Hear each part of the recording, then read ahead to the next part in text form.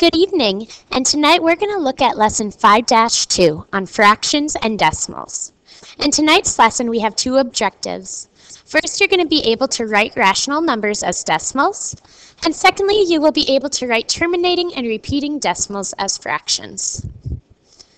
Alright, so tonight we're going to go ahead and start with terminating decimals. A terminating decimal is when there's a remainder of 0 when you divide. So when we have a fraction, for example, 5/8, we usually have a numerator and a denominator. The bottom is down, so denominator. So if you divide these out, let's see, 8 doesn't go into 5, but I can add a decimal. And let's see, 8 goes into 50, not 7 times, but 6 times. 8 times 6 is 48. Minus 2, well, I can add a 0 since it still is 5. 8 times 2 is 16. Minus 4, add a 0, carry it down. 8 goes into 45 times. All right. So I get, when I divide 5/8, 625 thousandths. That would be considered a terminating decimal because my decimal ends. It doesn't start repeating. And I'm just going to group that and make that smaller so we can see the next problem. There we go. So this is considered a terminating decimal. Now we have number 1, and we need to use this one. The fuel tank of Scott's new lawnmower holds 1/2 gallon of gasoline. Scott poured 4/10 of a gallon into the tank. Did Scott fill the tank? Well, we know he has a fuel tank, and it holds 1/2 of a gallon. In order to find out if he filled the tank, we probably want to switch 1/2 to a decimal first. So again, you take whatever's in the numerator and divide it by the denominator. So 1 divided by 2. Well, 2 doesn't go into 1, so I add a decimal and add a 0. Now, however, 2 does go into 10 5 times.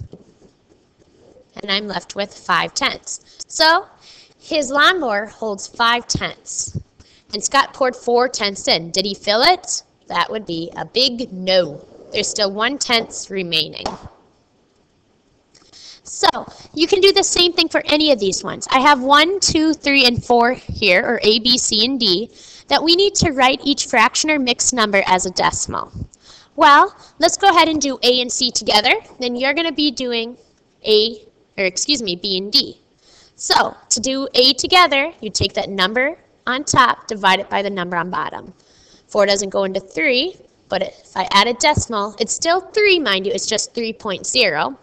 4 does go into 30, 28 times, or 7 times for 28, excuse me. Add a 0, go down, 4 goes into 25 times. So here, 3/4 is the same as 75 hundredths.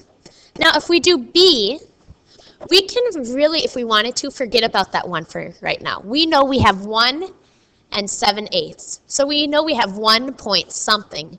We just need to figure out what this fraction is to figure it out. So I'm going to divide 7 by 8. Well, 8 goes into 7 8 times to get 64. Then I have 6, carry down a 0. 8 goes into this one 7 times to get 56. 4, and then I carry down that 0.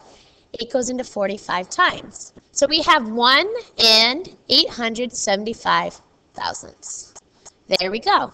Because again, this number in front was a 1. That's why I have that 1 there. I want you to do C and D now. We have 3 and 3/10. So again, you're going to have 3 in front of the decimal and find out what 3/10 is equal to as a decimal. And then do the same for D. So go ahead and solve those. So pause me now. All right, let's find out C. So as I said already, we have a whole number of 3. So we know it's going to be 3 and something. We just have to figure out what it is, or what that something is. Well, 10 cannot go into 3, but if I add a decimal and a 0, 10 can go into 30 3 times. So we get 3 and 3/10. That would be our answer. Now we're going to do the same thing here. We have 3/5. So I'm going to have to divide that out. Well, 5 can't go into 3, but add a decimal and a 0. 5 goes into 30 6 times. So So here we have a decimal 6/10, or you can write it as 0.6. There you go. So now we looked at terminating. Now we have to look at repeating, however. When we have a repeating decimal, that means it keeps moving on. There's some block of digits that repeat infinitely many times, meaning it's going to keep repeating no matter what we do. No matter how many times you look at the decimal, that same digit's going to repeat. So here, write each fraction as a decimal. State the block of digits that repeats. Well, we could do 8 together, and you're going to do it the same way. You divide. 5 divided by 6. Well, 6 can't go into 5. It can go into 50 8 times to get 42. And then I have 8, add a 0, bring it down. Let's see, 6 times. Oh, hold on a second. I mixed that up. 6 times 8 isn't 42, it's 48. So now we have 20. 6 goes into that 3 times. And then we have 2, 0, carry it down. We get 20 again. Well, 8 goes in there 18 times, or 3 times to get 18. And you'll notice now we're just getting this block of 20 over and over and over again. So what's repeating? Well, it's these 3's. So here our answer is 0.83. And really you could have the bar here, or you could continue it and go like that. But again, we just have these 3's repeat over and over. So I'd write this as 0.83 repeating with, well, the 3 repeating. We could do the same with B. Again, 7 divided by 11. Well, 11 can't go into 7, but it can go into 76 times. Add a 0, go down. That goes in 3 times and get 33. Then I have 7, well, 0 repeats. Well, that goes in 6 times to get 66. And then I get 40. Well, that goes in 3 times. And you'll notice, oops, that we get these same numbers repeating. So it's going to be this 0.63 that continues to repeat. So I can just put a bar above it. There we go. Because 63 hundredths will keep repeating. Now, we're going to talk about ordering fractions and decimals. And here it says, write the numbers in order from least to greatest. Well, we have -8 tenths, 3 twelfths, -5 fourths, and 125 thousandths. In order to write these in from least to greatest, we want them to look the same, meaning we want them all to be in the same form. So we're going to switch the fractions to a decimal, because that's what we just learned how to do. You divide the numerator by the denominator and see what you get. So if I do this, 12 goes into 65 times. There we go. So 3 twelfths is really the same thing as 25 hundredths. Now we can do the same thing with this -5 twelfths, or 5 fourths, excuse me. So again, I can find out how many times 4 goes into each one of these. 4 goes into 5 once, but then we're left with that decimal. 4 goes into 10 2 times. Carry down a 0, and 4 goes into 25 times. So we get -1 and 25 hundredths, because one's positive, one's negative. There we go. Now we have to take a look at what we have. -8 tenths, 25 hundredths, and -1 and 25 hundredths. Well, we know the negative numbers are the ones that are the least greatest. And we have to find the one further from 0. Well, that would be -1 and 25 hundredths.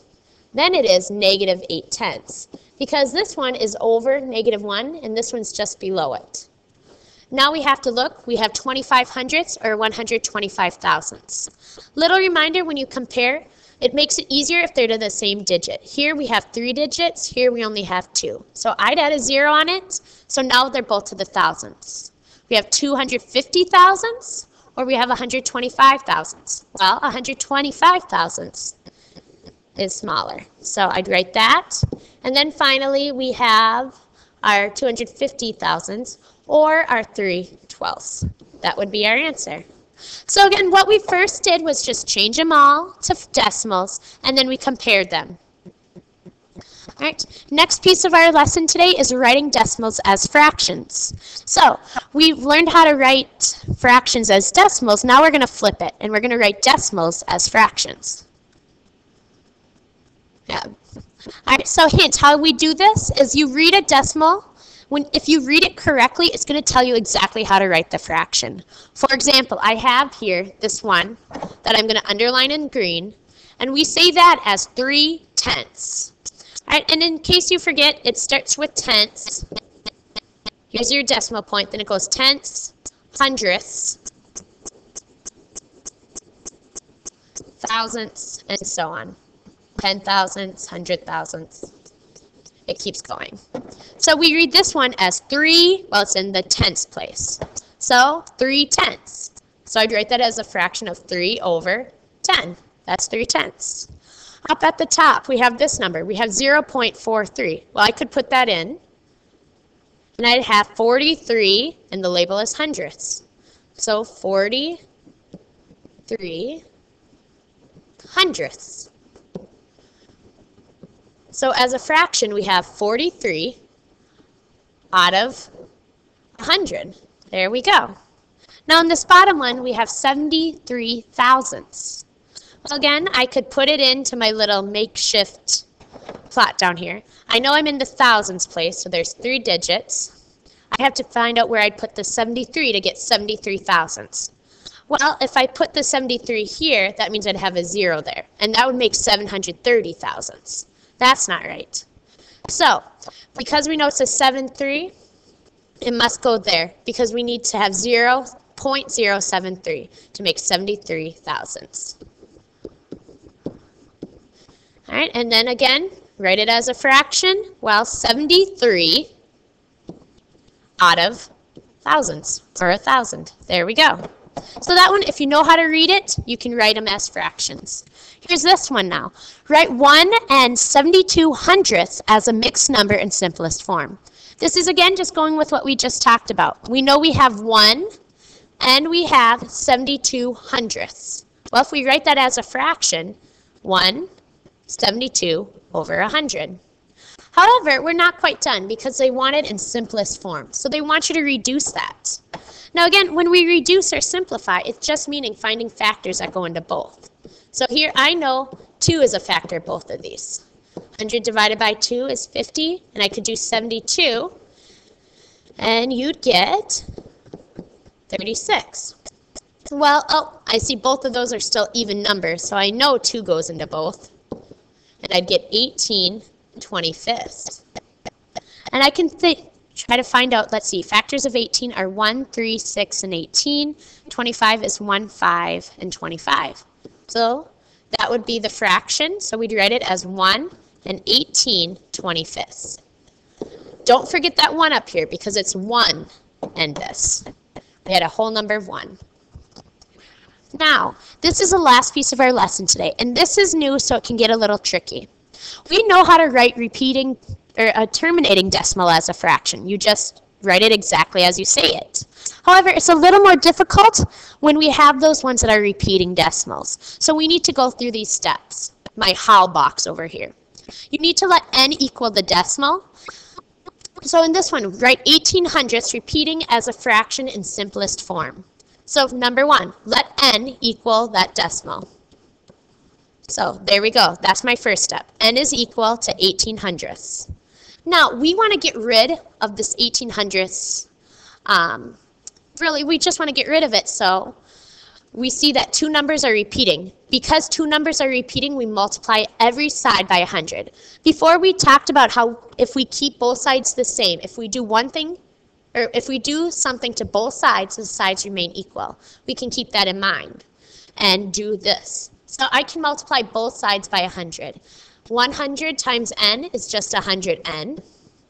And then 18 hundredths times 18, well, all that would happen is the decimal would be moved over 2. So we'd have 18 point. Now, it's not 0, 0 because these numbers repeat. So we have 18 and 18 hundredths. So here I just times both sides by 100. And again, I multiplied by 100 because 2 numbers here are repeating. If it was only 1 number, you would multiply by 10. 2 numbers by 100, 3 numbers by 1,000, and so on. Now, however, we still have this strange decimal here. We have 18 and 18 hundredths. We want to get rid of that. So what you can look at is you can subtract the decimal left over and subtract n from each side, or from one side and subtract that 1800ths from the other. So for example, you look up on here. We already said n is equal to 1800ths. Well, to get rid of one of those, I'm going to subtract the opposite of what we did here. So all I did is I took that one that I wrote in green and I switched the signs. So I'm going to subtract n from one side and this 1800ths from the other. And now I go ahead and solve. Well, I have to remember if I just have minus n, that means minus 1n. So if I have 100n and I subtract 1, I'm left with 99n. And here I have 18 and 1800ths minus 1800ths. Well, that just leaves 18. So now I go ahead and solve. Well, this is how I have to get n by itself. So I divide by 99 because they're multiplying by 99. And I'm left with n is the same as 18/99. Now, however, we have to write it in simplest form. So I have to find a factor both, and I know 3 goes into both of them. And I'm left with 6/33, which, well, 3 still goes into both. So I'm left with 2/11. All right, so I'm saying 2/11 is the same thing as 1800ths repeating. And I can double check that. I'm going to go ahead and take a calculator, and I'm going to do 2 divided by 11. And as I solve this, I see it says 0.181818, and so on. So I know my answer is right. 2/11 is the same thing as 1800ths repeating. So we're going to do another one of these together because, again, they're tough. For A, we have 7/10. So first, we let n equal that number, 0 and 0.7 or 7/10. Now here, we see there's only one digit that's repeating. Because it's only one digit, you multiply each side by 10. And I end up with 10 times n is the same thing as 7.7. Again, 7/10 times 10. You just move the decimal to the right one. But again, that bar in place makes that 7 stay. All right, now you're going to subtract by the one up on top. So I take minus n is the same thing as negative 0.7 to get rid of that decimal. And now I solve it. 10n minus 1n is 9n.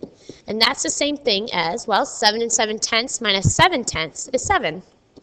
Now I have 9 times n equals 7. Well, I have to divide both sides by 9. And I'm left with n is the same as 7/9. All right. I would like you to do B and C. Again, this is probably the most difficult part of the lesson tonight. Here in B, my bar moved over, but we have 54/100ths that repeats. And here we have 213,000ths that repeats. So go ahead and solve B and C, and when you're all done, come back and check your answer. So go ahead and pause me now. All right, so if I were to do B, I'd start with 54/100ths is equal to n. Now here, two numbers repeat, excuse me. So I times by 100 to both sides. And I'm left with 100n is the same as 54 and 54/100ths. Then I go back up to the one I have at top and subtract that one. And I'm left with 99n is the same thing as 54. Well, to get n by itself, they're timesing by 99, so I divide. And this is what I have. 54 divide 54/99. Again, I want to simplify it. I know that 9 goes into both of them. 54 divided by 9 is 6. 99 divided by 9 is 11. So I get 6/11. Now I can do the same to C. Again, I start with the number they give me. Here I have 3 numbers that repeat. So here I have to multiply by 1,000. And I'm left with 213 and 213,000ths. All right, then I subtract that first one. And I'm left with 999n is the same thing as 213. Well, again, I have to divide by 999. And I'm left with n is the same thing as, let's see, can I simplify that one? Well, I know 3 goes into both, so I can divide each one by 3. And let's see, 213 divided by 3 is 71. And then that is 333. And I believe that would be our answer. There you go. So that's your lesson for tonight. Tonight we looked at how we can convert fractions to decimals and from decimals to fractions. And we looked at the 2 types of decimals. We looked at repeating versus terminating. I will see you in class tomorrow. Have a good night.